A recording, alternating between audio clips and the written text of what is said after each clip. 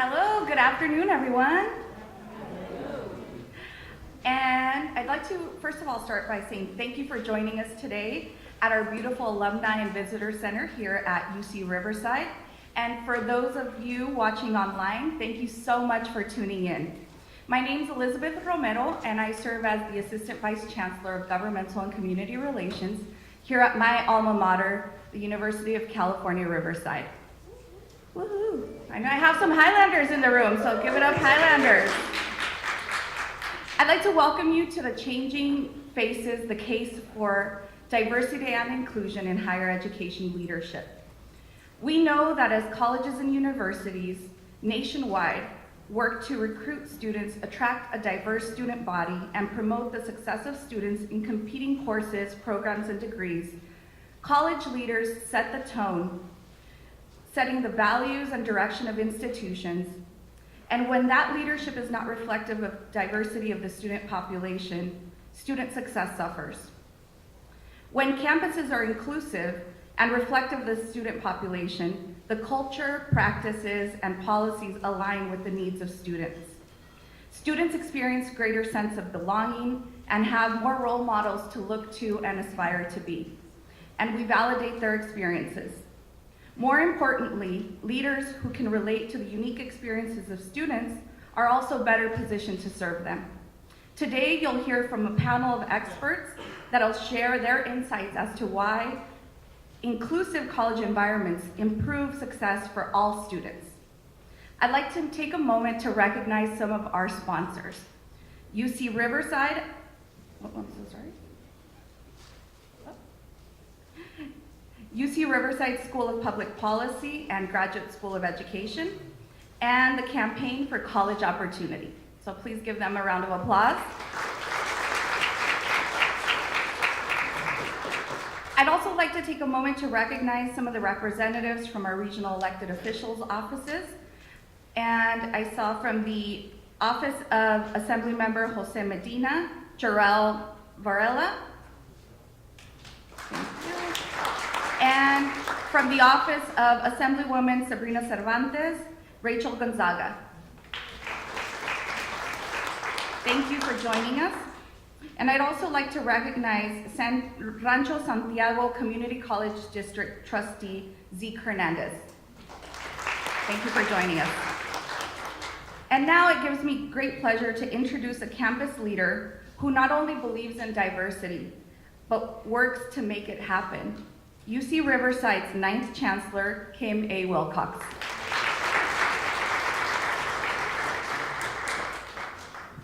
Thanks, Elizabeth. Thanks to the sponsors. Couldn't happen without you, and thanks to everyone for coming. I love to say you can't have a party if nobody comes. Can't have a conference if nobody comes, so thanks. And the fact that you're all here, and in fact we sold out, we were turning people away, is an indication that this is an important topic, and not just an important topic, but an important topic to a lot of people, and that makes it even more meaningful. I'll be brief. First of all, I want to welcome you to the campus. Those of you who haven't had a chance to be here before, welcome. Hope you get a chance to look around and see the place. It's a beautiful campus. My suggestion is head that way into the heart of it and appreciate the lawns. Several people have talked to me today about the rain. I don't see any rain. I know this is Southern California. When it might rain, that's rain, but it isn't raining yet, so feel free to walk around. And then I also wanted to offer a couple of thoughts about diversity and inclusion. And I boiled it down to two pieces. One is responsibility and one is accountability. We have to all be responsible for the state of the world we live in, the near environment and the further environment. And if we don't all own the state of the world, then it's never going to change. And that includes the nature of diversity and the faces that we see around us. As Chancellor of University, I've got a lot of people on the campus that work with me in an organizational structure. And as much as, I'm looking at one of the deans right here in the front row, as much as we're all working to change the face of the faculty in the campus, I don't get to hire individual professors. And in the same way, we're trying hard to change the face of the department chairs in the campus. I don't get a chance to hire individual department chairs. Other people do those things. But there are some things I'm responsible for. I hire vice chancellors. I hire Elizabeth, assistant vice chancellors.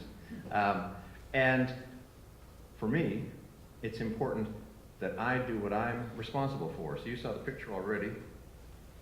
This is a composite picture of the 25 highest level leaders, roughly, you can plus or minus, at the University of California, Riverside. And I'm the white guy in the middle.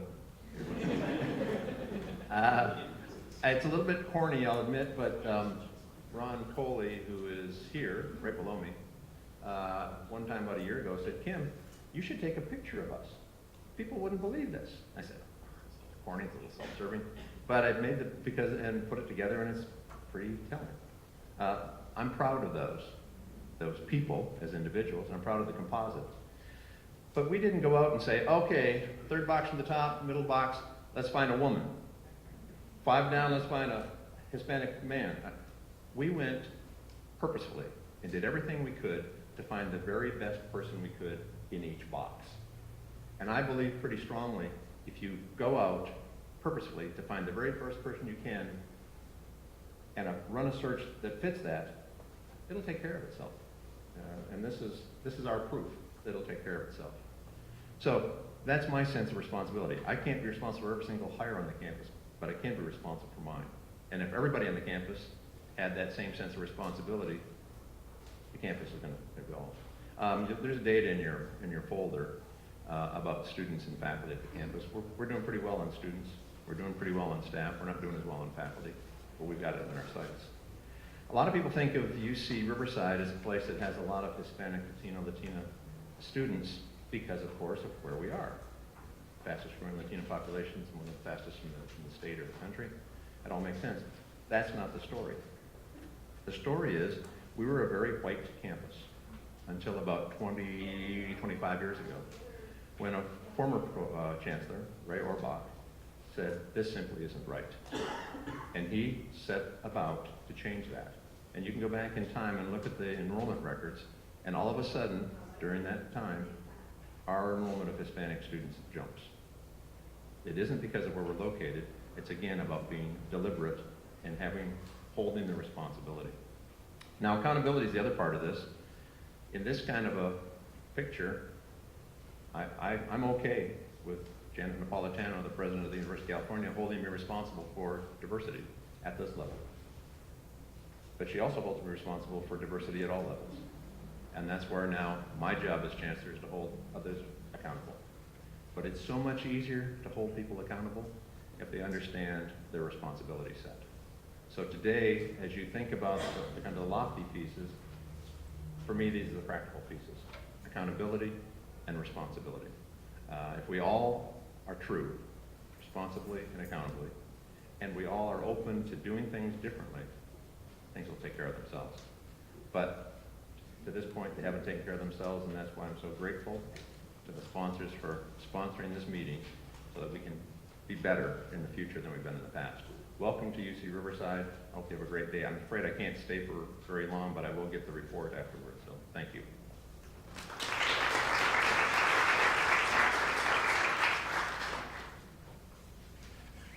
And now it's my pleasure, although I almost forgot my pleasure, to introduce Robert Teranishi, Professor of Social Science and Comparative Education at UCLA. I'm an amateur, okay? I'm a chancellor. I don't do this for a living.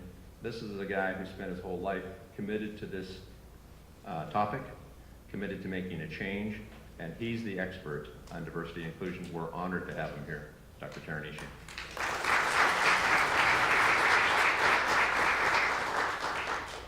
All right, good afternoon.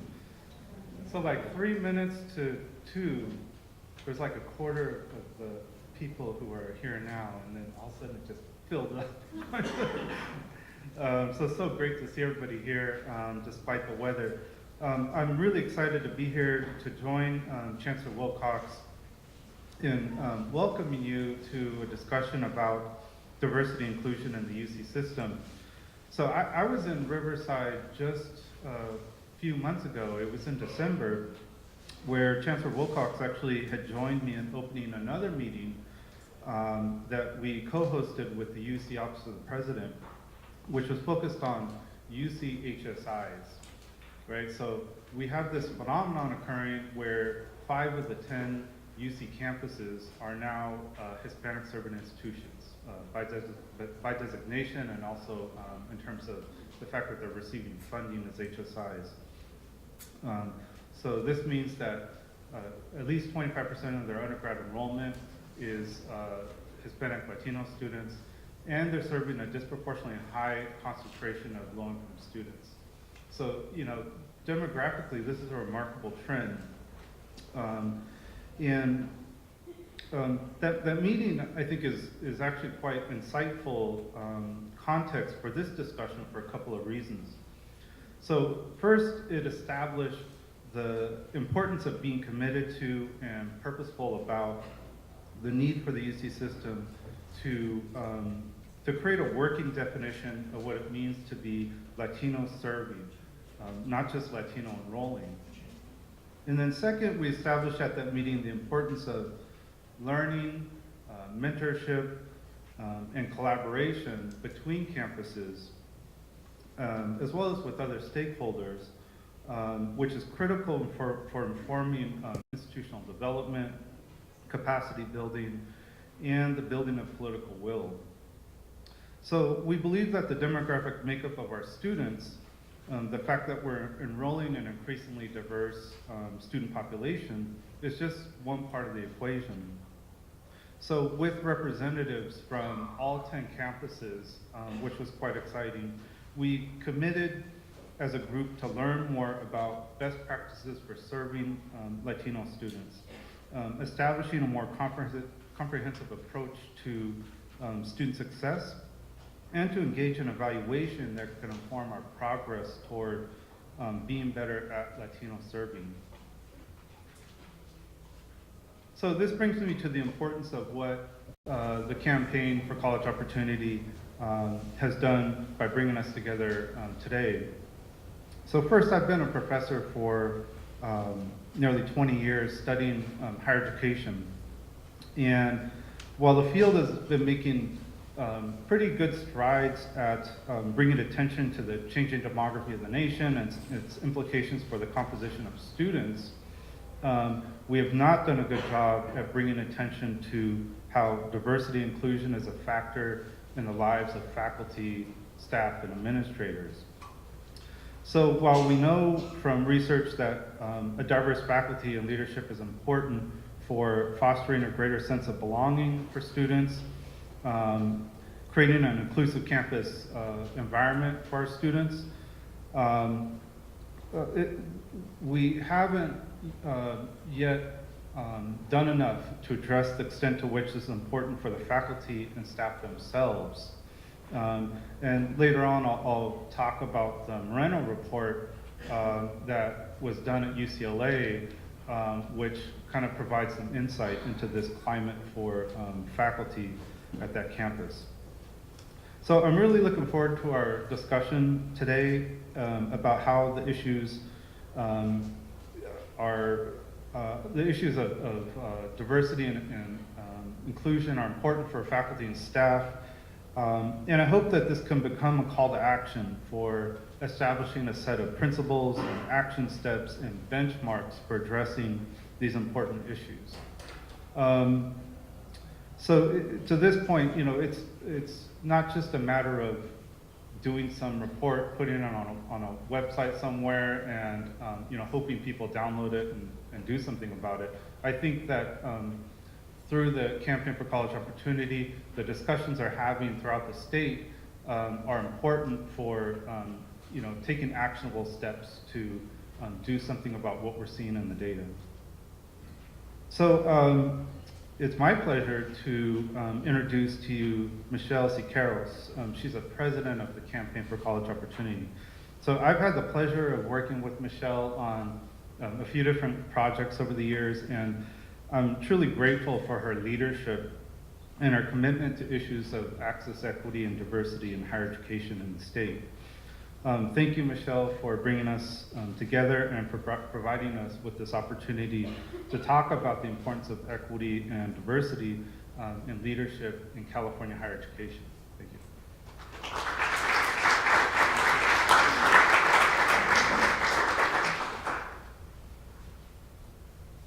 I was trying to tell your chancellor that it's torrential weather and freezing for most of us who grew up here in California, but he's from Michigan, so apparently didn't quite agree. Thank you, Robert. It's the pleasure, honor is mine. Working with you has been amazing, and I'm looking forward to our further conversation in the panel discussion.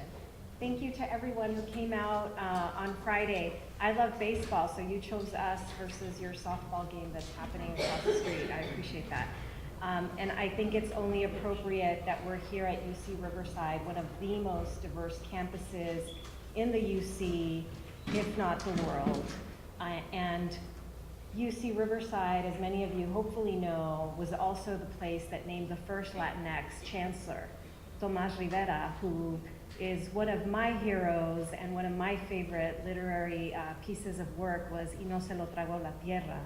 If you haven't read it, as a UC Riverside fan, you should read it. So thank you for hosting us. I'm supposed to put this on, which I probably should have done sooner. Am I on? Great. And I have a clicker, so I'm like full of technology today. So I want to start by just telling you a little bit about the Campaign for College Opportunity if you're not already familiar. And I'm going to actually speak from the middle because I'm going to present. You get the preview of our left out report, and it's embargoed, so you actually get it before it's public. So you've been selected to hear it for the first time. We're going to have a conversation for questions. I want to kind of present the data. If you have questions, I'm going to ask you if you just hold it for the panel conversation. But I suspect that some of you may not be familiar with the Campaign for College Opportunity. We're a statewide organization. Our mission for the past 14 years has remained unchanged, that California needs to and must send more students to college, and that once they get to college, they must graduate, and that we have the opportunity and we should take advantage of closing the equity gaps that continue to persist. Now, going to college is about creating more access. Ensuring that students graduate once they get in is about success, and neither can happen if we don't close the equity gaps that persist. Neither can happen if going to college is unaffordable and you can't make it happen, or if we're denying that opportunity to students simply because of what's in their bank account. That is, in my opinion, anti-American and certainly anti-Californian. So that's our focus. We are policy advocates, unabashed. We've been involved in passing legislation to improve the transfer pathway from community college to the CSU, creating the associate degree for transfer. We've been involved in advocating for more funding so that we can serve more students in our UCs and our community colleges. We've been involved most recently with really addressing the remedial black hole that community colleges can be for a lot of students, making sure that our students don't get put in those remedial classes when they don't need to be, that we look at high school GPA instead of just one test to measure whether or not they're capable of being there. So we are fierce advocates for all of those things. And we never say, and we care about equity. In every single thing that we do, equity is first and foremost. Because if you live in California, regardless of the color of your skin, you should care about equity too. Because if you're like me, you'll want to grow old in this state. And to grow old in a state that can function and still have a strong economy means that all of us have to succeed. And so that's our mission and our focus and why we're passionate about the work that we do. So today you'll get to hear about our latest report. It's been a labor of love. We spent over a year and a half, actually 2 years now, working on gathering this information. And I really want to thank the folks that made it happen. Dr. Leticia Bustillos in our DC office, and Dr. Abigail, who there you are. She was busy checking people in because we all wear multiple hats. So all the tough questions go to her. So, you know. No, I actually think I know this report pretty well too. So why did we do this report? I like to say that, oftentimes it's important to kind of make the case for why you do research that you do and for the issues that you push. You're all in college, so you know how to read. I'm not going to read my PowerPoint slides to you. These are some of the reasons we do this research. But one of the things I like to tell my team and everybody that I meet is I don't have a problem defending diversity, but I'm not going to defend diversity. And I think we all need to start thinking about how we make sure to actually make other people defend the lack of diversity. So I really want you to sit with that. It's very personal for me. I'm the first in my family to go to college. I grew up in LA. My mother had a 6th grade education. She worked as a seamstress. She couldn't help me fill out FAFSA. She had no idea the difference between a UC, a liberal arts college, a community college, a Cal State. But she believed in me. She loved me. She knew that in this country, if I got an education, I wouldn't have a minimum wage job and I'd be able to do anything that I wanted to do. And here I get to stand in front of you and they pay me well to do this job. And I love what I do and I love who I work with. And what bigger gift can you ever ask for? That would not have happened had I not gotten a degree from Pitzer College. It wouldn't have happened had I not gotten an affirmative action fellowship at UCLA, where I got my master's degree. I walked out with only $16,000 in student debt, something that would seem pretty phenomenal today for both a bachelor's and a master's, right? So I like to say that I am not a ladder kicker. If I've made it up any rungs of the ladder, I plan to make sure to hold that down so that everybody else can make it up too. And I hope and I imagine that because you're here that you are exactly like me in that sense. I also just wanted to highlight how, in light of Oscar season, which I'm a huge fan of, I think the power of these movies is a perfect example of why this issue matters, why seeing ourselves in film, in Hollywood is so powerful, and how it can be economically successful as well, right? I think many of you are familiar with Coco. And when the creators of Coco got started, they thought it was a brilliant idea to copyright Dia de los Muertos, because that's what they were gonna name the movie. And I think Coco is a perfect example of how you can really just not get it, but then get it. Because the outrage from a lot of us in the Latinx community was, there's no way you're copyrighting a cultural aspect of our heritage that we care so deeply about. And what they realized was that maybe it would be a good idea to get Mexican Americans involved in making this movie. And the good idea turned out to be an excellent idea, because not only did they make an amazing movie in tribute to our heritage and what is valuable to us as Mexican Americans, it turned out that all people who saw it loved it, that it was an economic success. When I heard that it was like a hit in China, it proved the point, right? That our films, our stories, our heritage, when respected and told right and informed by us, can be powerful to the public. And of course, I went, like millions of other Americans, to see Black Panther just a few weeks ago. And what a beautiful tribute as well to Blacks in this country and around the world. And the representation of everything that is beautiful and powerful about our stories, that maybe every so often we should, or maybe more often, we should play roles that show us in positions of power, that show how smart we are, how talented we are, because we are all those things. We are not just whatever stereotype Hollywood wants to throw on us. And so that is why we are so driven to share this research and this data. And a lot of it is to talk about just the power of many of us who are first in our families to go to college, how important it is to see people that look like us on campus, who understand our experience, who can relate to us. And so you'll see a few quotes from professors and teachers and students about what it means to them. And I'll share with you that when I first walked into Pitzer College, not too far from here, 25 years ago, I felt completely out of place. I had gone from being the smartest kid at my high school, as I was told, to feeling completely behind on the first day of class. How you can even feel behind on the first day of class is pretty phenomenal, but that's how I felt.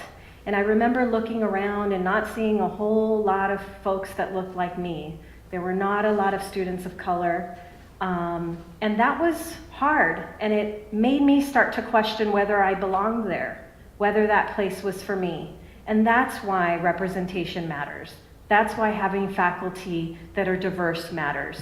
And it was the first day that I watched a very young Latino professor walk across the campus and somebody said, "Oh, that's Professor Calderon, have you met him?" And I was like, wow, he's a profe? Like, that's pretty awesome. And that gave me hope. And it was also Professor Sullivan, a lovely Irish-American guy who, when I turned in a paper in my favorite, thought I was going to major in political studies, shocker, turned in a paper on a topic I definitely did not understand, but obviously I had to write something, so I did, and I turned it in. Professor Sullivan didn't even give me a grade. He actually just wrote, "Come see me, office hours, da-da-da-da-da." I was like, I am in trouble. They're going to kick me out. They totally found out I do not belong here. And I went to see Professor Sullivan, and Professor Sullivan said, "Hey, so what happened? Talk to me about this paper." And I was like, I did not understand the reading. He's like, "Oh, okay, no big deal. Like, let's go through it." And so he spent the next hour talking with me and going through the reading. And he said, "Hey, next time you don't understand the reading, just come by. I'm here, I'm happy to help." He never made me feel stupid, because I was already feeling stupid. He made me feel supported. So I share the examples because we do want professors of color, but we want professors of every color to be equity-minded, to be supportive of students and our experiences. We all benefit when that happens. And so I was very fortunate to have had that when I went to college, and that's the only reason I'm here. I suspect had my experience with him or other professors been any different, I would not have finished. So I'm going to share some of the highlights of our report and our data with you. You have the embargoed copy. In our report, we analyzed student, faculty, and senior leadership across higher education. I want to share that, to my knowledge, the only data that's ever been made public in this fashion is really usually related just to student and faculty data by race and gender. So the big project and heavy lift for our research was that we broke down faculty by tenured and non-tenured, and that we really wanted to look at leadership on campus. We wanted to look at the Chancellor and his cabinet and what that looked like. We wanted to look at your academic senates. What does the diversity look like there? Academic senates play an important role on campus in terms of major decision making. And we also wanted to look at our governing bodies across the state of California. And so today I'm going to focus on the UC system. If you can't get enough, on Tuesday, we're going to be at East LA College, and we're going to focus on the community college system. And if you still can't get enough, at the end of this month, we'll be at Fresno State, and we're going to focus on the CSU. The full report will be online on Tuesday. And attached to the report is a snapshot for every single community college, Cal State, and UC in California. So not only is there a 150-page report, There's another 140 pages of snapshots for the 140 public colleges and universities. So we're very excited, obviously, to share all of that. This just gives you a picture of what California undergraduate students looks like today by race.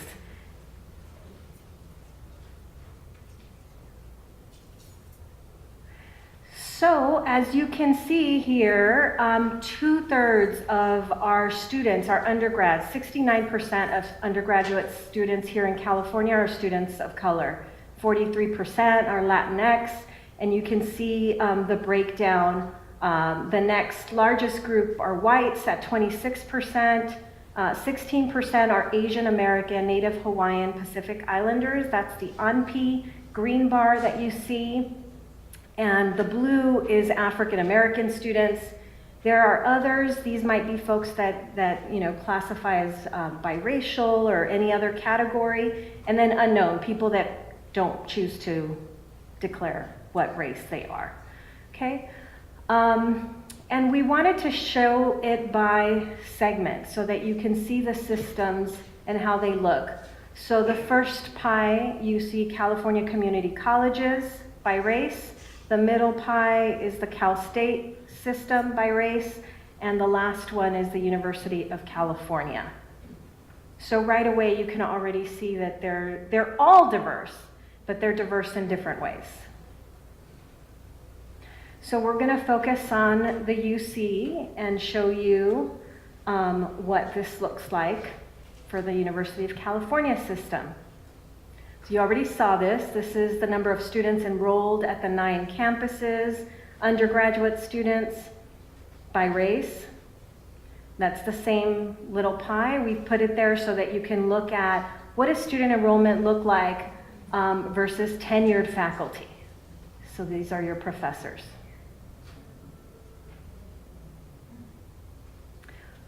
What does student enrollment look like versus non-tenured faculty? Because we've heard, the non-tenured are more diverse.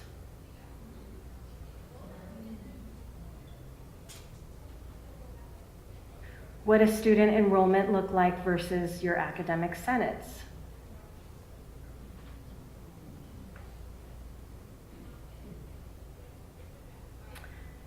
These are your current chancellors.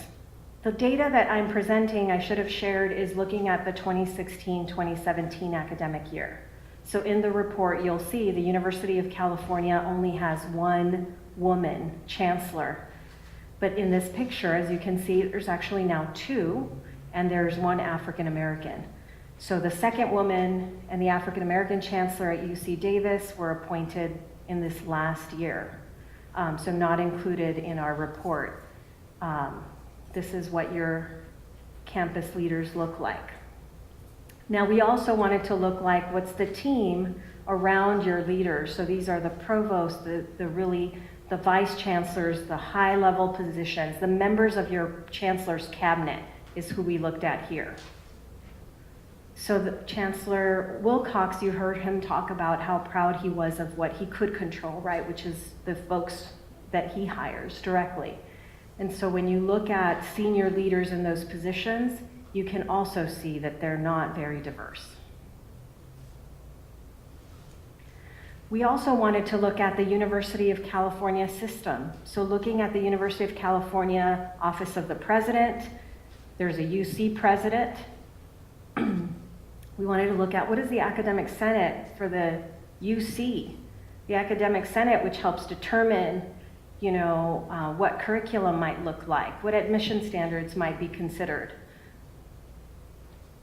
The Office of the President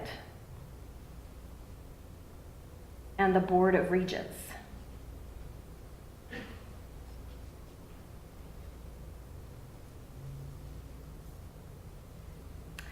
So I suspect you probably want to know, what does your campus look like? Again, you are one of the most diverse campuses, you and Merced, UC Merced.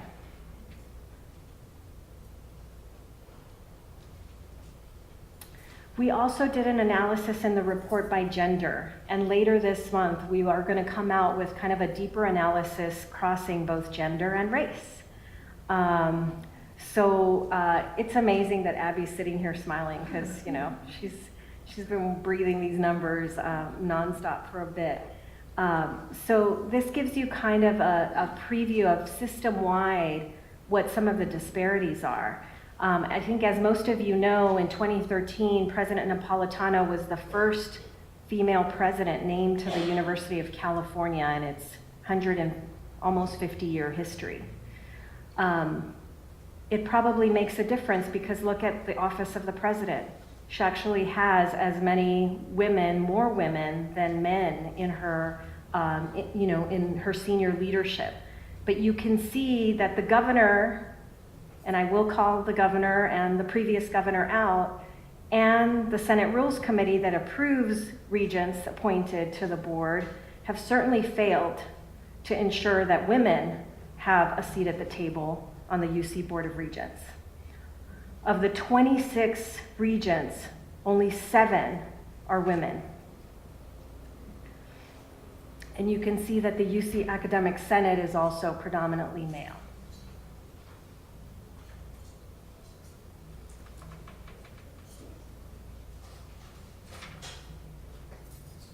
So I'm just going to go through these.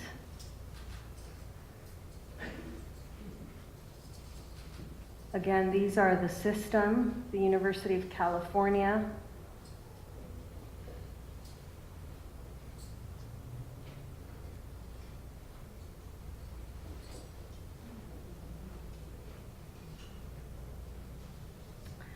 So this I thought you might find interesting. If you look at all the community colleges and the CSUs and UCs combined, you find that the majority of them are white.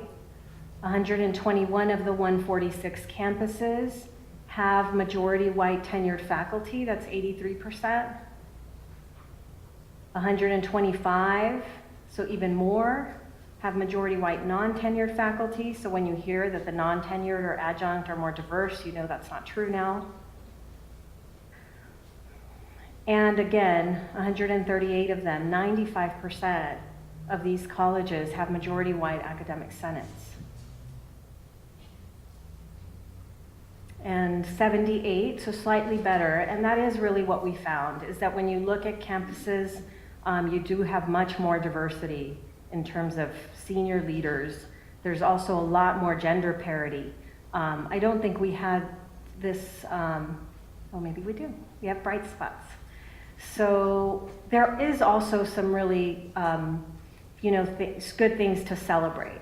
And one of them is that the CSU and the UC have certainly been producing more graduates with masters and PhDs that are diverse than ever before. So if you just take a snapshot of this 4-year period of time, you can see that, you know, the majority of the MA and doctorate degrees awarded by the UC and the CSU were to people of color. So that's good news. The other good news, which we didn't put in here, is that at community colleges and at the Cal State system, you have actually almost equity around female presidents. So of the 23 campus presidents in the CSU, almost half are women, and that's actually true at community colleges as well. So there's definitely some bright spots to call out, and you'll see in the report we do bright spots for each of the systems where we think that there is some really good progress. When Robert talked about the campaign and our work, it's really that we do this not just to have a presentation and share interesting data with you, but really it's for action. And so I'm going to share with you what our recommendations are and to whom. So first, you know, the obvious recommendation is that we should be appointing diverse leaders. And this is, you know, recommendation certainly to the governor and to the legislature around who they approve to be UC Boards of Regents, Board of Trustees, Board of Governors members. We have snapshots, again, in the embargoed report that you have in front of you by race, where we disaggregate the data and say, these are some real shortcomings So if you look at the Asian American, Native Hawaiian Pacific Islander, it's actually really disturbing to see how few Asian Americans are being appointed to governing bodies. So you heard me talk about how underrepresented women are in these governing bodies. Asian Americans are incredibly underrepresented as well in those bodies and also in leadership roles. You saw that the UC has a significant Asian American student body. The faculty doesn't look much better in terms of being representative, and certainly the leadership does not look representative of the amount of Asian American students that are in the system. A big recommendation that we have is that, our policymakers should be collecting data by race and gender and reporting it. I told you that this project took us more than 2 years, and we had to mine through quite the process to actually collect the data. We believe that it should be reported, that it should be publicly available, because if you don't know where the gaps and the shortcomings are, how would we expect anybody to do anything about them? If you don't know that there's so few women in governing bodies, how would we expect that more women should be appointed? So all of those things are really important. And college leaders should absolutely set the tone. So you heard Chancellor Wilcox commit to being accountable. So that's always good. We want leaders to be accountable and to care about diversity. But I really want to stress this point. Most people will say that they value diversity. We could subtract the tiki torch bearing neo-Nazis that walk through campus on occasion, but most people care about diversity, appreciate diversity. But we need more than appreciation. Because if you just appreciate diversity, but you tolerate its absence, that is insufficient. That is unaccountable. So that's what we're asking each of you to demand from your leaders, is not just a commitment to diversity, but real action to it. 50 years ago, I hope you've all been watching the news and hearing about the East LA blowouts and how young people 50 years ago who were sick and tired of being discriminated against and torn apart, not given a good quality education, told that they were definitely not college material, they walked out of their high schools and they demanded a better education. And many of us are standing on the shoulders of those young people that did this, that risked everything. As somebody said in a NPR story that I heard yesterday, they didn't do it for themselves because they were already had been the beneficiaries of unequal, poor quality education. They did it for their siblings, for their cousins. They did it for us, is why they did it. And so we have to honor that legacy. And it really does require, some level of courage and integrity to really take a look at in the mirror and not be defensive.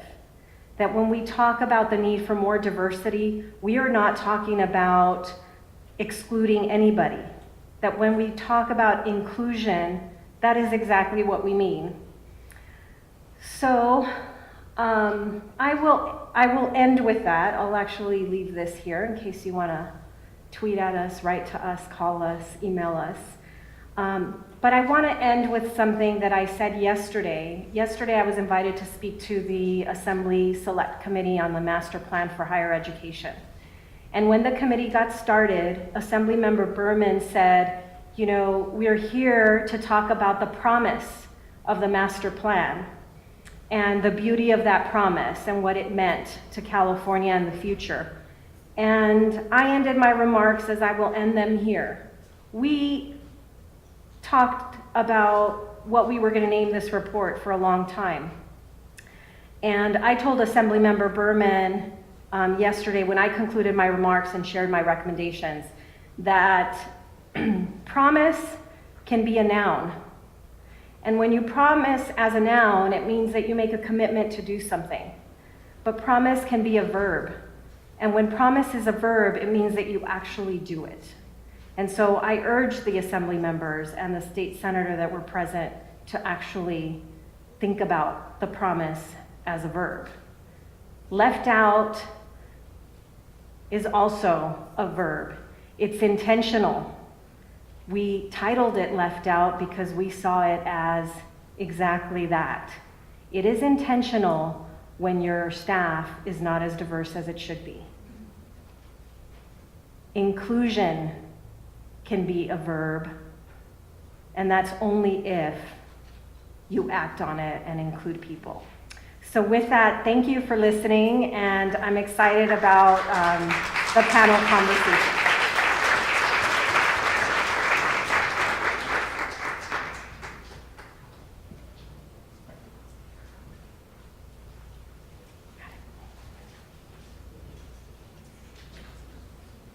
Buenas tardes. Good afternoon. Good afternoon, everybody. I'm la doctora Marcela Ramirez, Dr. Marcela Ramirez.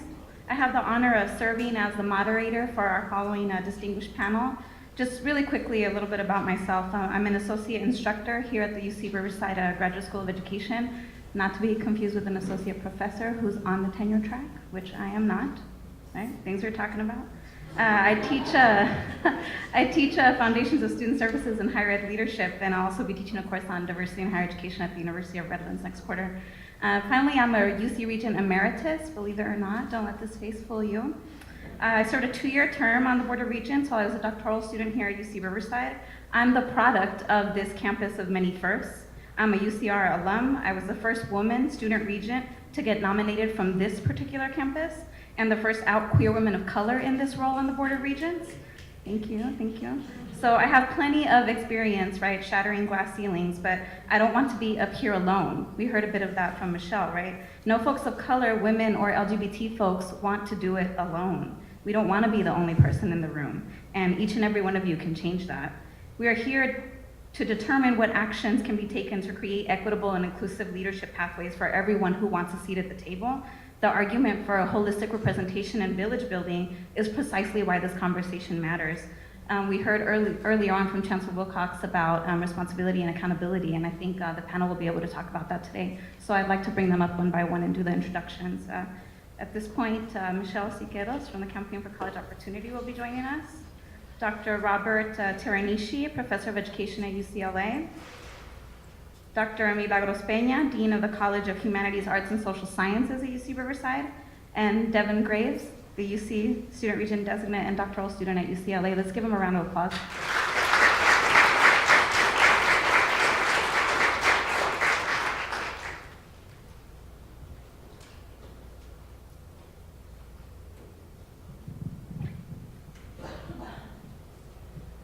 So I think we'd like to start with maybe 2-minute reactions to what we just heard, the presentation and the report.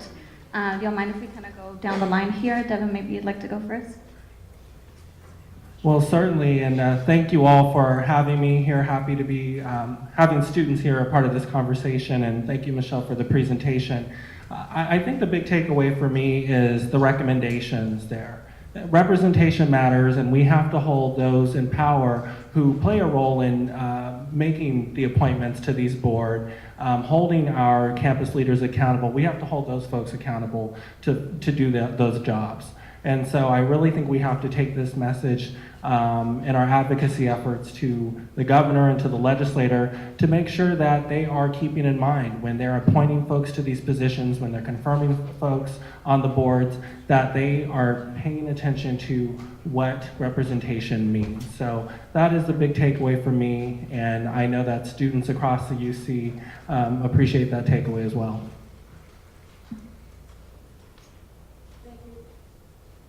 Thank you as well, everyone, for allowing me to be part of this and receiving a copy of the report ahead of time, because it also helped me think about some things that were there that, as someone who is a dean, unfortunately continue to see as a pervasive pattern. Been in higher ed now for going into my 3rd decade. And one of the things that I will observe, particularly about California, is that we're here, the students are here. I would say that the community colleges have a good share of the number of diverse students, as well as the CSU, and then it starts to drop off when you get to the UC. Some campuses do significantly not as well as others. As you heard, UCR is one that does really well, as does UC Merced. But to me, that's a question that's really, really important to ask because the students are there.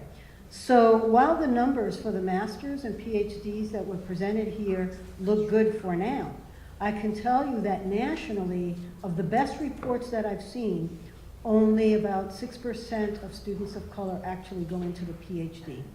For me, the numbers that you see there in terms of getting to leadership, because you could even have people who are interested to put people in leadership, but where's the pipeline? Until you really have the people who can, as they say, go through the ranks to eventually be considered for a major leadership position, like a dean, you have to be a full professor. And in a UC system, it's not just be a university, be a full professor, but to get that level, and I'm not just tooting my horn here, but there's an expectation of publication that's quite high. I call those the types of hurdles that we have to overcome. So for me, the question is more now for all of us is how do we make the pipeline so big that it makes it really impossible for people to say, well, where are they? Because the challenge, I believe, for every campus is about having the students move from undergraduate into higher ed and moving the students into doctoral programs so that we can fulfill our purpose and our mission all the way up to the top. So that's my observation about the numbers and the comment that I would like to sort of put out there. All right, so I want to go back to a data point that Michelle had shared in her presentation. So while nearly 70% of the students in the UC system are students of color, I think it's like around 65, 70%. Whites make up 70% of the tenured faculty, 70% of the senior leadership, and 80% of the academic senate. So think about that mismatch, right? That the gap that exists there. I think what's disheartening for me in what I do in my day-to-day job as a faculty member is telling students, whether they're undergrads, whether they're master's students, doctoral students, students who have recently earned their degrees, we're telling them, you could be whoever you want, you could accomplish whatever you aspire to. You can go as far as you want in your professional life. And so we're telling them that, but it's like they're not seeing it. They're not seeing themselves in positions of leadership, in positions of authority. So if that's what we aspire, if that's what they aspire to, that's what we encourage them to do. It's just hard. There's like this disconnect that exists there. With that said, I think it's also important to think about subgroups. So we talk about racial and ethnic groups as like the whites versus non-whites, but we have to start thinking about how this plays out for particular subgroups. So Michelle had mentioned what's going on among the lack of AAPI leadership in higher education in the state. Well, if you look at Latinos, they make up only 7% of the tenured faculty, 11% of the senior leadership, 5% of the academic senate, and they have no representation among senior leadership in the UC Office of the President. So, we have to think about not just improving access generally for, the pipeline for non-whites or minorities, but to think purposefully about particular subgroups. So, with that said, I am encouraged. I know the UC has begun to establish a Latino leadership initiative that aims to improve the pipeline to leadership positions in the UC system. And I guess at the helm are Latino leadership within individual campuses. So it's really being driven by folks on the ground who are in the system at individual campuses, and they're collaborating both within individual campuses as well as across them. So that's encouraging. The last thing I'll say is what is not revealed through numbers oftentimes is what we experience qualitatively. And I haven't seen the report, so, and I saw some of the quotes that you guys provided, but, those stories are really important. We have instances where faculty and staff themselves are experiencing a negative climate. They're experiencing racial bias. They're experiencing discrimination. We saw this revealed through the recent UCLA Moreno report that came out about 5 years ago. And it also pointed to the need for UCLA to actually begin to do take some very important steps to better supporting faculty of color. And so that's the other part of the equation. It's even with the kind of representation we have, the commitment that UCLA has to equity and inclusion, that qualitative experience is often not talked about enough.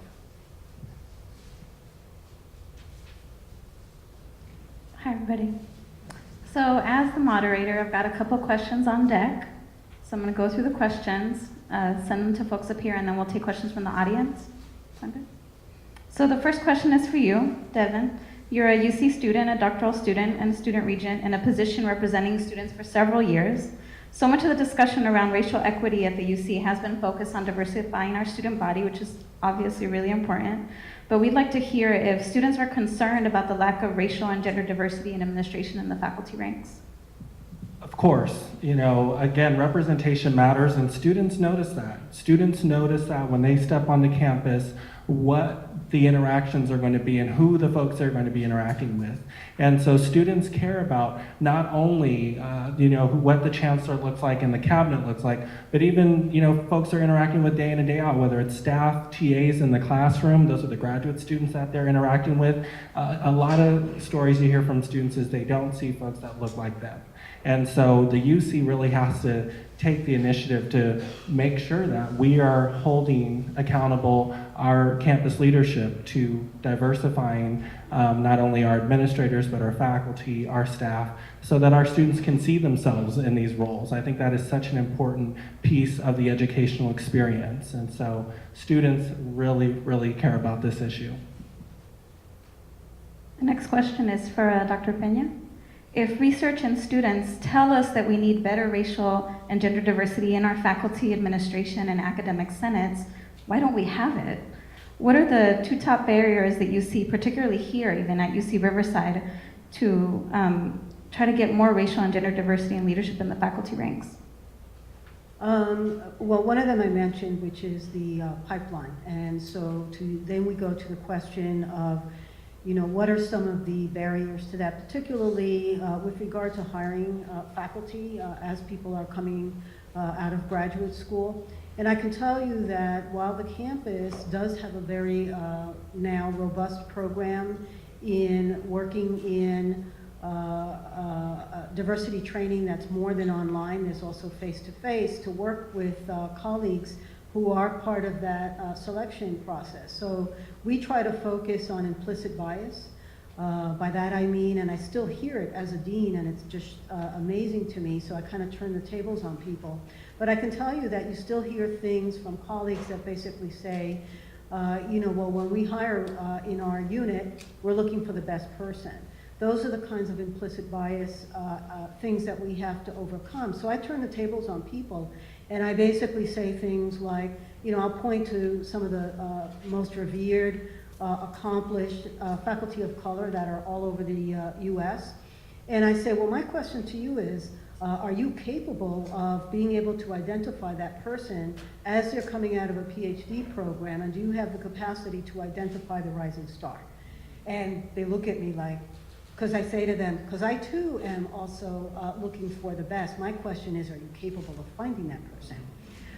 So I think this is an important kind of proactive way of engaging implicit bias, because I do think that's one of the barriers. The other barrier, I have to say, is once we have people, I do think that our faculty of color, Robert was mentioning campuses having to look at climate. And it's at all levels, not just rank and file faculty, but I would say also for administrators like myself. And perhaps what we need to also think about all the way up, the chain is how can we create what I call intellectual communities, support environments that become part of the network that supports people in their roles, in their positions. And I can tell you that while administration is not for the faint of heart, those of us who are in it do need that level of support, because there are days that I do feel like, okay, one more person comes in to rip off my face. That's it. I'm going back to the faculty. But you know, obviously I think it's very, very important that I stay in my position. It's wonderful to see not only my students' faces, but their family when I'm speaking to them in Spanish. When someone is cleaning my office and I'm working at the computer and we're having a great conversation in Spanish, because I know they're going home and talking to their children or grandchildren and talking, you know, the dean is a Latina, she speaks Spanish, do your homework, because you never know, someday you might become a dean, which I don't know if it's a curse or a blessing. So for me, it comes to those two things. We still have a lot of work to do with regard to recruitment and the way in which we recruit. I continue to have faith in my colleagues. Many of them are wonderful and get it, but they are up against colleagues who don't necessarily work the same way or think the same way. And I also do think climate and how we can work to create a supportive environment. And I also just want to add one last thing, only because it's come to my recent attention, is campus is also working with the local community in which we live, because one of the things I'm increasingly becoming concerned about is we bring faculty of color to places like Riverside, but I don't know that Riverside is prepared to the diversity that strengthens not only this university, but also the city of Riverside. Thank you for that. The next question is for both Michelle and Dr. Teranishi. So Dr. Pena presented some real barriers at the campus level with implicit bias and campus climate in achieving racial and gender equity amongst campus leadership, and left out discusses some of those and a few more. So how can we start addressing them? For example, perhaps during hiring practices or things like that?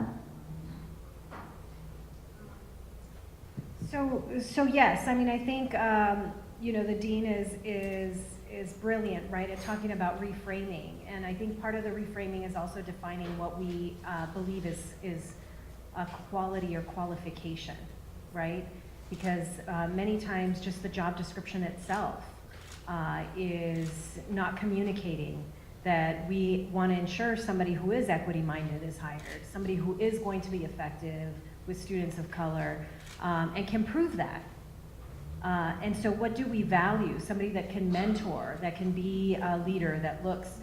So we do have recommendations in the report on the last page on the importance of hiring committees in terms of really defining the qualifications or redefining the qualifications, making sure that those hiring committees are in and of themselves diverse, and that folks go through unconscious bias training.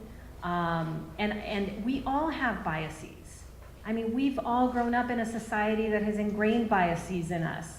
And so I think, again, it's that courage of not being defensive about it, but trying to be more conscientious of those biases.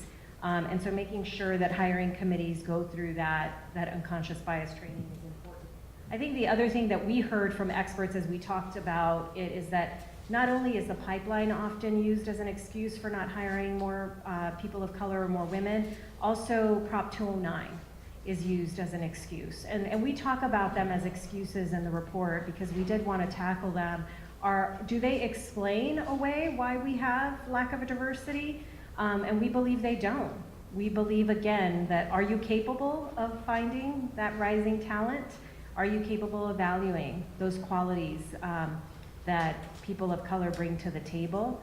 And we believe that hiring committees really need to have very clear and unambiguous training on Prop 209 to be clear about what is permissible. Prop 209 just tells you you can't hire solely based on race, which nobody is trying to do. Nobody just wants a Latino face or a black face in front of the classroom. Okay, nobody's ever just said that. And so there is a lot of flexibility and ability if you want to be intentional and inclusive. So I will is take a page out of a book of one of my colleagues, Tyrone Howard, Associate Dean of Equity and Diversity and Inclusion. I'm not sure what his title is, but so one thing he talks about is knowing, caring, and acting, right? And for me, that's kind of the right formula. And so what the report does, and what some of this discussion helps to establish, is the fact that, you know, we have this information now, and now it's a matter of how much do we care about it as a society, as a set of different constituents, as stakeholders, where we're willing to act on it, right? So part of it is just establishing this political will. You know, part of it is accountability. The other part of it, though, is also a reward structure. You know, if you think about faculty, you know, faculty don't train well. You can't tell faculty, you know, you're going to go to training, because they'll say, no, I'm not, or you can't make me, you know. So it's thinking about various mechanisms that are out there to move the needle. And I appreciate the fact that we're here on a college campus to have this discussion, because a lot of this does have to happen at the level of an institution. It's really hard, you know, the Chancellor kind of alluded to it, right? It's hard at a particular level to get stuff to happen on the ground. And, you know, so it's this conversation we're having here, it's kind of on a more macro level. We need to start having these discussions at a micro level on individual campuses, within specific schools and departments, within faculty meetings, within community meetings that we have on campus. But you know, so we have the data. We have to, you know, we have to start thinking about how much we care about this and to what extent we want to act upon it. Thank you both. So this question is for Devon and Michelle. What's the role of state policy and system level policy to improve leadership on our campuses? Yeah, I think for me, as a UC region, as we set system policy, it's a delicate dance with how we're governed, with shared governance and the academic senate having control over certain things. One of the most powerful things we can do is have conversations about this. I will be shocked if we don't have students in a couple weeks at our March Board of Regents meeting yelling some of these facts and figures at the regents about how it looks, and we need to be having conversations about this. And we also need to see what best practices are taking place on some of the campuses and sharing that information with other campuses, because we see here at UC Riverside something good's happening. So are we making sure that UCLA is hearing what UCR is doing, and is UC Berkeley hearing what UCR is doing? So the regents, once they start having conversations about this and ensuring that best practices are in place, that's when system-wide conversations and action can start happening. Yeah, I would echo that. I think it is owning that it's important, and communicating it is critical, and certainly the UC president and her office and the UC Board of Regents, you know, they set a tone, and they either care about inclusivity or they don't. And so I think one is caring about it, like Dr. Ternishi just mentioned, but then acting on it, right? So in terms of what policymakers can do, I'll speak to that. I mean, we are already meeting and have met with each of the top candidates for governor, and we've already shared the lack of diversity in these appointments, and we are communicating that we clearly expect them to do better. And I don't want to be alone in having that conversation, so I urge all of you to say that. Again, we are also telling state senators and assembly members they should be signaling to the governor. Although most of the appointees are made from the governor's office, the Assembly and the Senate, and certainly the Rules Committee, because the Rules Committee has to approve any nomination, and they generally do, sort of pro forma, but the Rules Committee can say, you're not bringing enough women forward. Why aren't there Asian American, you know, Board of Governors members? Why aren't there any Latinos? And again, those policymakers can also ask those same questions to the UC Office of the President, to the CSU Chancellor's Office. So in our report, we talk about how there's no Latinx leaders in the UC Office of the President. They recently appointed one. Well, that's great. You clearly needed to, is what we would say. And we need to see more of that. The CSU Chancellor's office has only one woman in a leadership role. That's unacceptable. So we have to make sure that they're aware, and the information is the first piece. Our policymakers can require data. So again, you know, the only data currently required that needs to be disaggregated by race is faculty and student data. That's insufficient. Your college should be reporting data of academic senates by race and ethnicity and gender, as well as its senior leadership. I will tell you, because we've heard it, is, oh, now that's a privacy concern.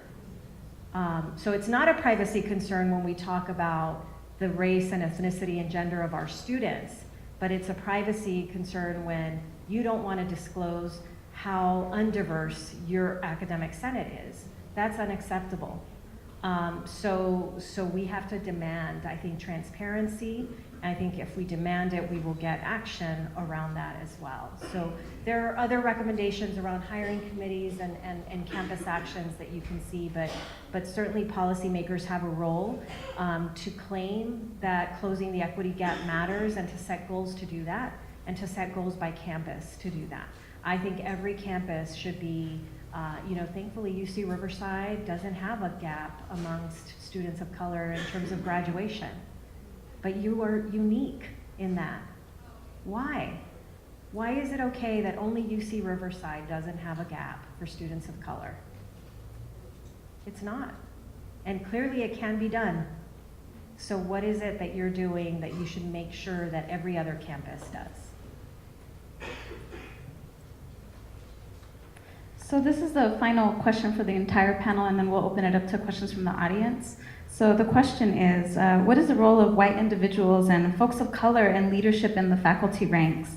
Are they the same? Are they different? And how do we make this an urgent issue? Well, I could start with that. I have to say that, and I always do it because it's both, as my family raised me right, you give really credit where credit is due. I would not have finished my PhD if it wasn't for the advisor that I had. He was incredibly patient. He was incredibly accepting of my type of personality. And by type of personality, I'll say I was born and raised in the inner city of New York City. So when I was not happy as a doctoral student, I acted out. Some of them involved not so many choice words. And he was incredibly accepting of who I was, not only as a Latina, in terms of sometimes I just had to run home because I had an emergency. He never even asked. He just assumed that there were a lot of things that I had to attend to, which he was right, some of which I shared with him, some of which I did not. But it took a person who got it. He is a person who was born and raised in LA, Jewish American background, Harvard graduate, PhD, and he took on this person that he felt really committed to, and also he opened himself up to learning what does it take to be a mentor in a manner that is not just about the academic side, because he could have just been beating me over the head about not having edited all the chapters by the deadlines that he gave me or whatever. He understood that I came with a whole lot of things that he needed to understand in order for me to succeed. So I would say that our, I call them, I say rather than just white, Euro-ethnic faculty, because he also has ethnic diversity, especially as a son of family who survived the Holocaust, which I also have come over the years to also appreciate his own family pain. But that's part of the relationship that you established with your advisor. He's still a very good friend of mine, and we see each other at professional associations. But I think what's important about understanding about all of our colleagues is that it is all of our responsibility to mentor our students in a way that students deserve.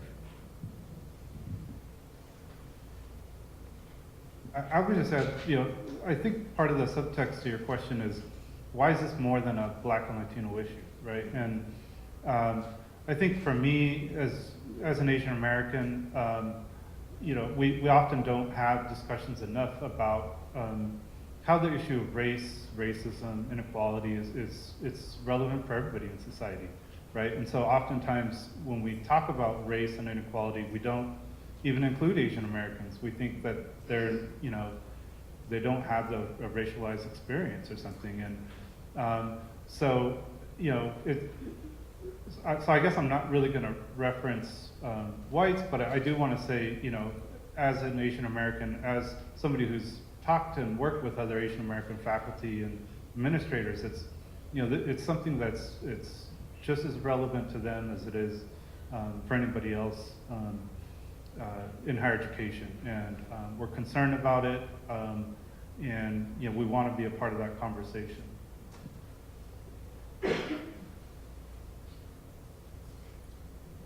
I guess the only thing I would add is that we want equity-minded professors of every single race, ethnicity, and gender. And we need them, and we all benefit from them. One of the things we talk about in the report is that the research proves that white students benefit from having diverse faculty too. And so I think that's critical. White students actually deserve to have the best Latinx faculty in front of them, the best African American faculty in front of them, the best Asian American faculty in front of them. That is what the 21st century economy that we're working in, the global economy that we live in, requires. So I think it's a disservice to assume, right, that the only ones that benefit are Latinx students or Black students. That's true, we do. But white students benefit too from seeing the diversity of talent that is in all of our communities. Well, I agree 100%. I think when we make diversity a priority, everyone benefits from it. And I think for anyone who's willing to learn, to change their thinking, that's when we can really make diversity a priority. When we're willing to get out of the silos, when we're willing to break down barriers, we can really implement some solid change. The last thing I forgot to add was that it's also important for faculty of color not to have to do all of the work to have the students succeed. And in fact, it's one of the issues that often can get in the way of people succeeding academically. I have before we move into questions from the audience, I kind of want to answer this question about why UC Riverside and how we got here. So I'm going to tell you a little bit about the Riverside story. I actually study cultural support services and programs. I'm the president-elect of the California Council of Cultural Centers in Higher Education.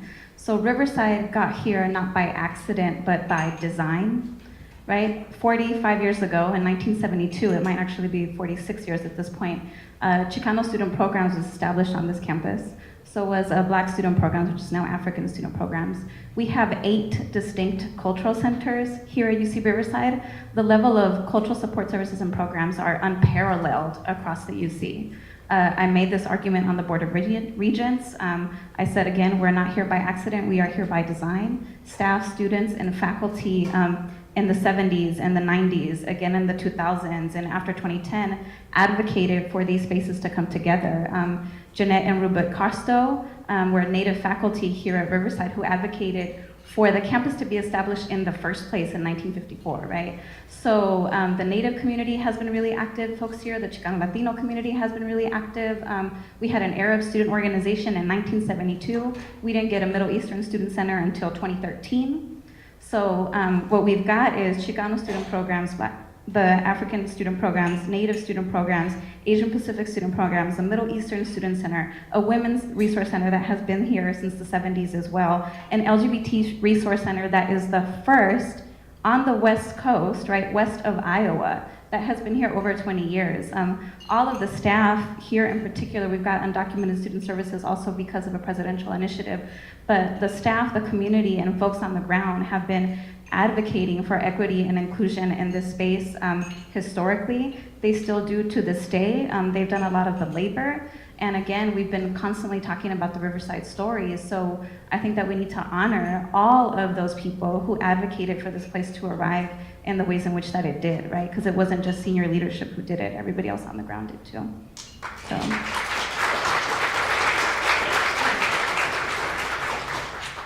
And you can read my dissertation at the end of the month once it comes out in ProQuest and all of that's on it. Okay, questions from the audience, right here.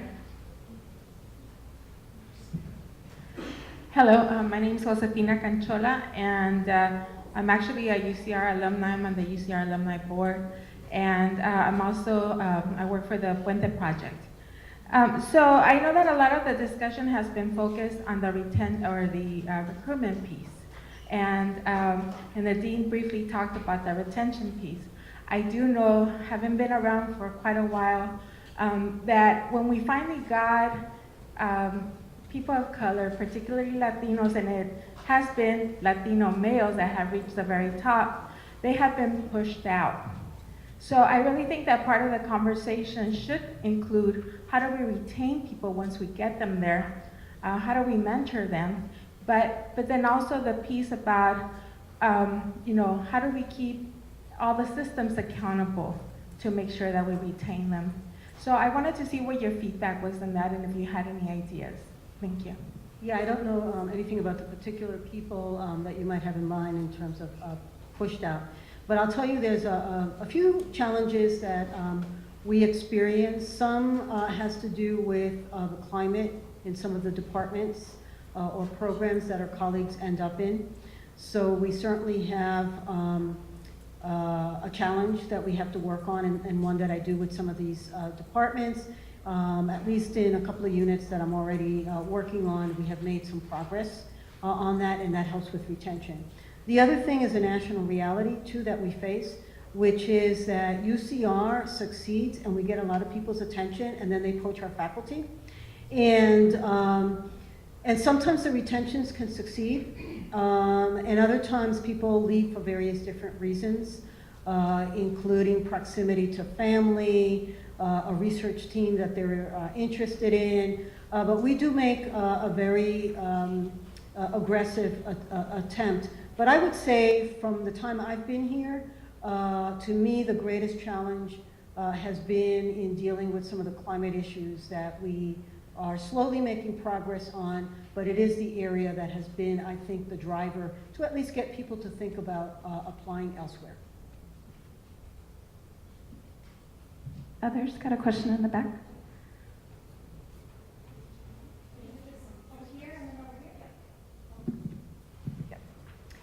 Hi, I'm Dr. Raquel Rawl. I'm assistant professor in the Graduate School of Education. I had one point of clarification and then I had a real question.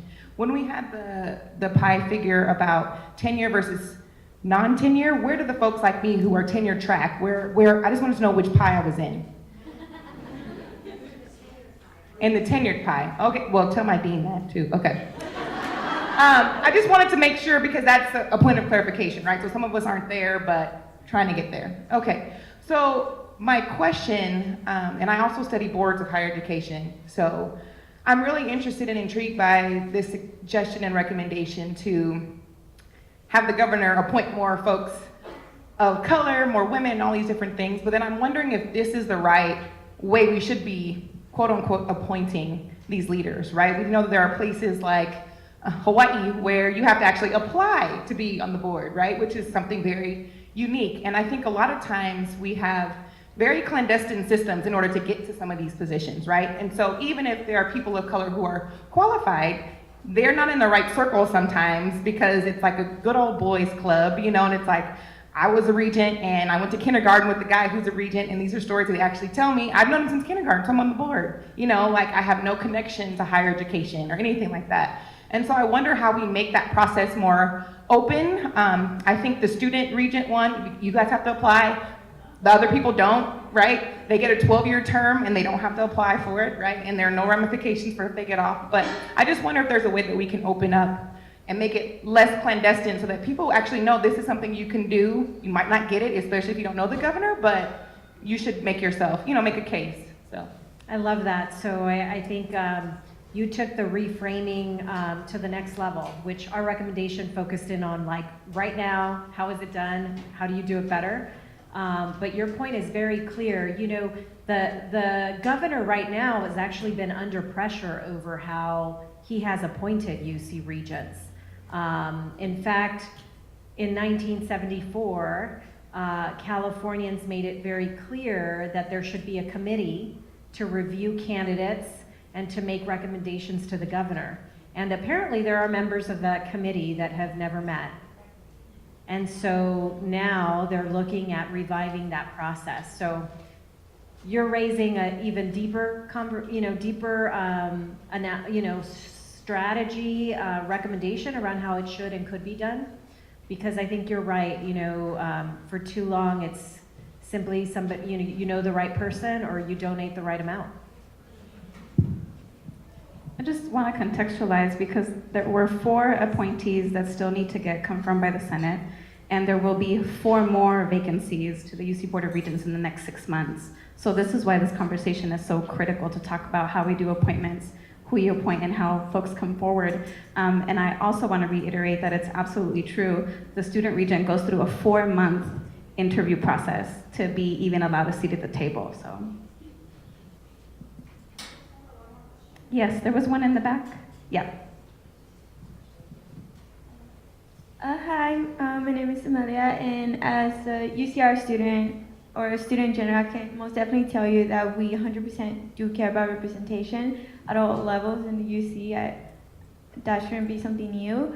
But I find that sometimes as a student, especially an undergrad student, it's a bit difficult to advocate for more diversity when even with our professors, we don't know who to go to specifically. If we go to the Chancellor tells us it's someone else. If we go to the Board of Regents tells us it's Governor Brown. We go to Governor Brown's like, no, it's not me, it's in your respective campuses. So it's like, we don't know who to ask for to do better when it comes to this. Devon, you mentioned the Board of Regents meetings coming up. We will definitely be there with these new statistics.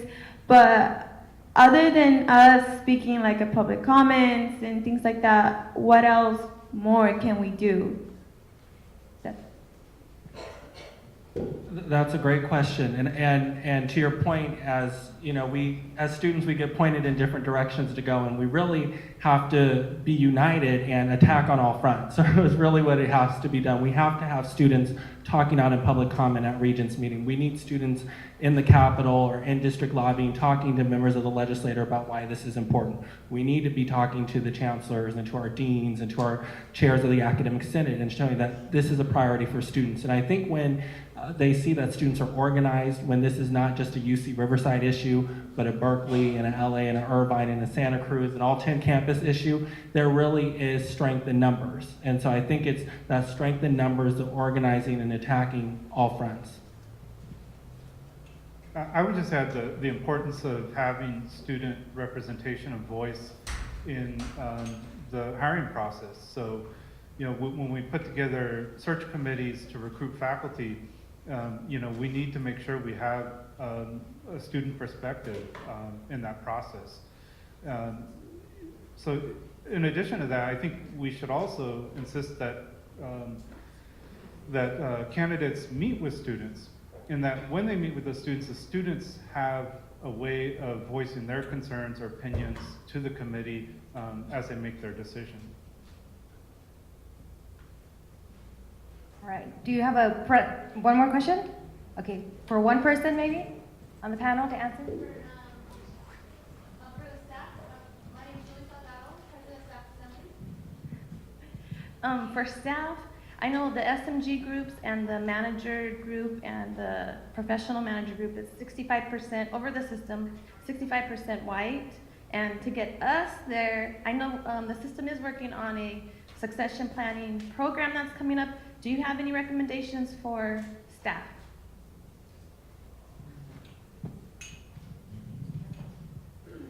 Well, I think one of the core recommendations that we did put in there is about every campus developing the pipeline, right? So we believe that there is enough talent. There's enough Latinos with enough Asian Americans, there's enough American Indians, there are enough blacks that are incredibly talented that could be coming into any one of the roles that you have opening. But also we recommend, the importance of growing our own, right? And I think the UC has maybe been very guilty in some aspects of bringing in folks from other states, We do a great job of training and producing doctorates, and then we say, oh yeah, but we should get the person from, you know, the University of Michigan instead. And so I think that is critical. How do we grow our own? And staff is certainly a place for which we could do that, and we should demand it. I have a concrete, like absolutely concrete thing. So I do campus climate work with the Rankin and Associates across the country, and I find every time that I do staff focus groups, staff say we're not professionally developed. They don't give us training. They only allow me to do training within my role, but they don't prepare me for the next role, right? They also say my supervisor doesn't know how to supervise. They were really good at the one thing that they did, but they're not really good with people. So I think what campuses need to do, right, is pump resources into professional development and training, pump resources into supervision, quality of supervision, and also pump resources into the grievance process, accountability, and the way that folks are reviewed so that folks are reviewed equitably. And here's the thing, campuses already know that. Campuses already know that, but it costs money. So I think campuses need to put the pressure on getting some money to be able to do the things that we want to do, right? Because we see consequences when we don't put the resources there, and the consequences are leaks in the pipeline, and we need to correct that, so. And thank you, everybody. Yeah, we're done. Thank you, panelists. I'm gonna ask you to sit back in your seats. We're almost done in the home stretch. Thank you for being so quiet and patient and engaged throughout this conversation. My name is Linda Vasquez, and I am with the Campaign for College Opportunity. I have the pleasure of serving as the Director of Regional Affairs. And I, again, if you can join me in giving a round of applause to our esteemed panelists and Doctora Marcela Ramirez for their expertise and their honesty, because I know that this topic isn't always an easy one to talk about. And so I want to thank you for your honesty and being very forthcoming about the challenges, but also the opportunities. I didn't have this planned in my remarks, but I actually want to acknowledge another group in here, because I know that there are a lot of you. Students, if you can stand up for a moment, and I want to acknowledge you for being here, taking the time to be here today. A round of applause. This is why we're here.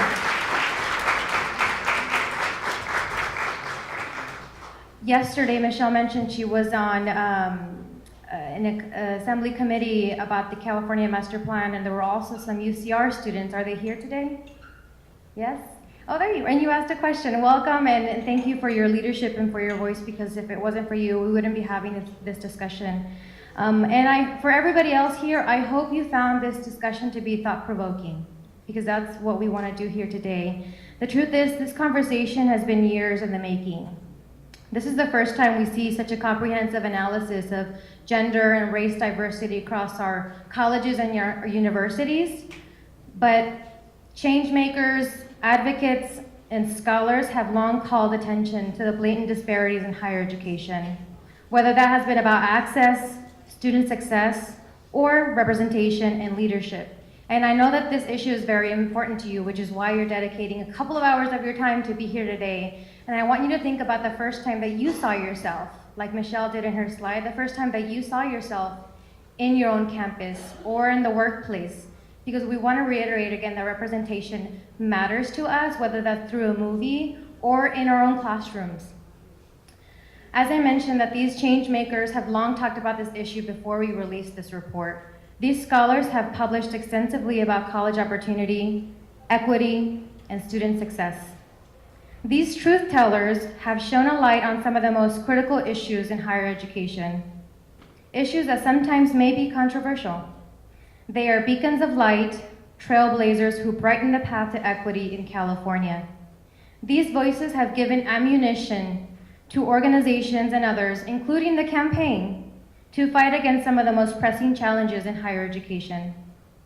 And that is why the campaign is honored to recognize 4 distinguished California leaders as 2018 Beacon of Light Award recipients, who will be recognized throughout our Changing Faces series. I'm going to invite Michelle to come back up to recognize our first honoree.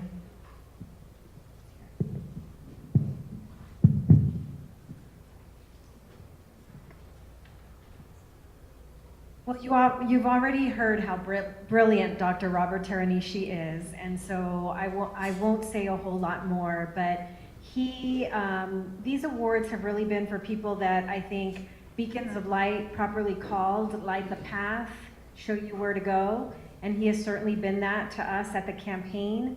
A few years ago, we released our first ever disaggregated report on Asian Americans in higher education, and we would not have been able to do it without you. Your leadership at UCLA as a former Bruin makes me especially proud. So with that, I'd like to present you with this beautiful piece of artwork created by a Latinx professor at the University of Arizona, and I'd like to invite one of our board members, Paul Granillo, also from the Inland Empire, the president of the Inland Empire Economic Partnership, to join me in celebrating you, Dr. Teranishi. Thank you for your leadership, for being a beacon of light to all of us, and I look forward to our continued partnership.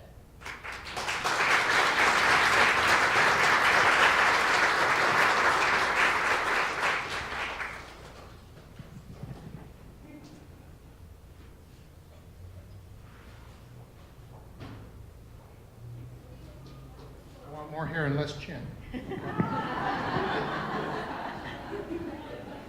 And then actually, I'm going to start a friendly rivalry with Ryan Smith. He likes to call me a sister from another mister, and so I'm going to say the same.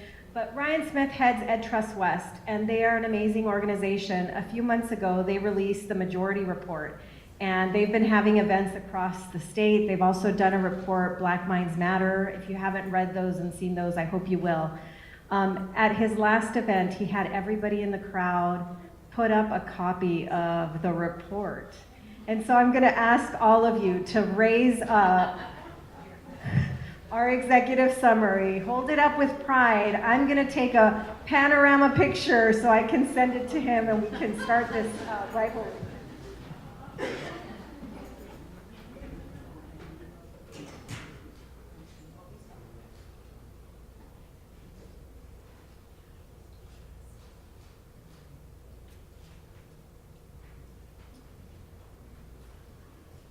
Who doesn't like to be competitive? All right. On behalf of the Campaign for College Opportunity and our co-host, UC Riverside, their School of Public Policy, and their College of Education, I want to thank you for being here. It's a little gloomy out here, but you could have chosen to be anywhere else, and yet here we are, talking solutions and opportunities, and there's nothing gloomy about that. I'd like to take a moment to reemphasize that diversity and inclusion are not synonymous. Inclusion is diversity-related action, and that's why we're here today. We must go beyond having good intentions and drawing lines in the sand about diversity. We must take action now. Failure to do so means that students will not have those crucial mentors who can guide them through their challenges and opportunities in higher education. As one Cal State Long Beach student told us, what's wrong with us that there aren't more of us in leadership positions? Because what I see on a daily basis sends a message to me that these other people are more qualified than someone like me. The stakes aren't high just for students. An absence of diversity in positions of power will have a chilling effect on the aspirations of potential leaders who see little room for people like them in top levels of leadership. If there's one thing I'd want to impart on you today is that this isn't a problem with no solutions. Si se puede. We heard Michelle share examples of bright spots, and she noted many opportunities for our state and system leaders to improve.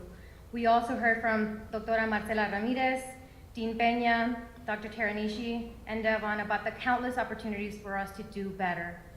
The future is bright for California, but only if we are intentional in our efforts. Do we want to instill a sense of belonging or perpetuate a devastating sense of exclusion? I think we can all agree on the former. Now I'd like to, and I also want to make a shameless plug. If you're a fan of the campaign, we have a few openings, including on my team, on the regional affairs team. We're looking for a regional affairs manager to lead our local policy implementation efforts, specifically here in the Inland Empire. So I'm looking for an IE person, Highlander maybe? So the program is, the formal program is over, but we are not done yet. Thanks again to the School of Public Policy, School of Education here at UC Riverside. We do have some amazing hors d'oeuvres and drinks for you, and we are also going to hear from your own chair of the Academic Senate later today, Dylan Rodriguez. So again, help me in thanking our panelists, our Shiro here, Ms. Chelsea Gatos, and also our students. Thank you so much for being here today.